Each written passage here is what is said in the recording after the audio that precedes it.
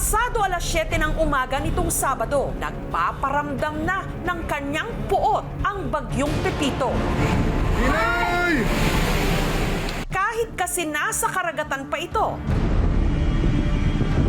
ang ilang coastal barangay sa kabisera ng Catanduanes, hinampas na ng malalakas na alon.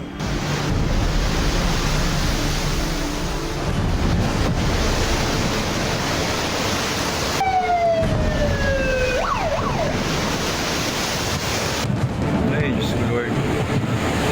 In Jesus' name.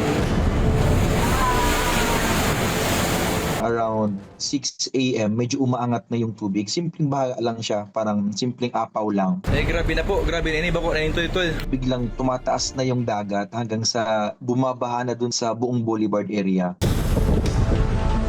Ang alon na may taas na 1 metro, galit na humahampas sa seawall. Solid! Grabe kusog! Kaya gatuhod na agad ang baha sa labas ng bahay ni na John Kim. Halos gatuhod na po ini, oh.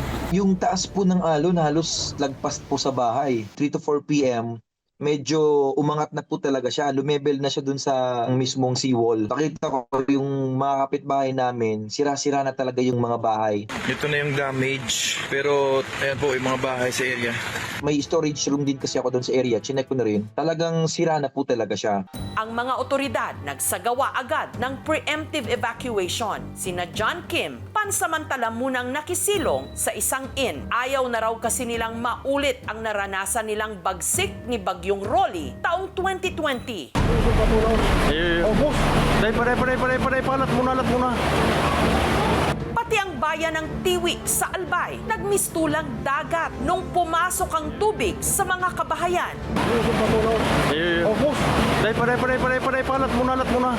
Pero ayon sa Pag-asa, hindi pa ito storm surge o daluyong, kundi ang tinatawag na swelling, palatandaan na may paparating na bagyo.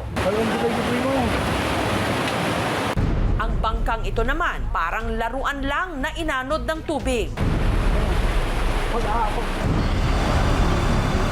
Hanggang ang super typhoon, tuluyan na ngang naglandfall sa Catanduanes. Nangangalit ang ulan, pati na ang hangin.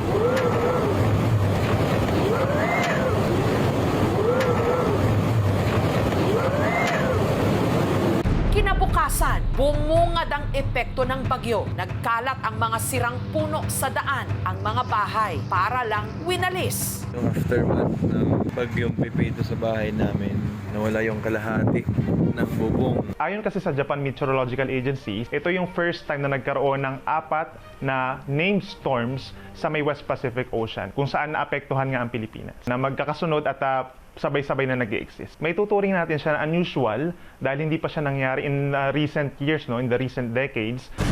Daanan ng mga bagyo ang Pilipinas. At sa taong ito, kotang-kota na tayo. Ngayong buwan lang na ito, parang may parada ng bagyo sa Pacific Ocean papunta dito sa ating bansa.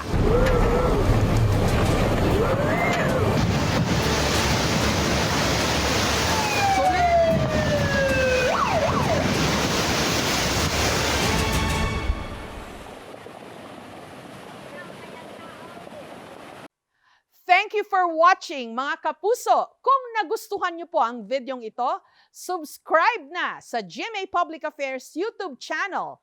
And don't forget to hit the bell button for our latest updates.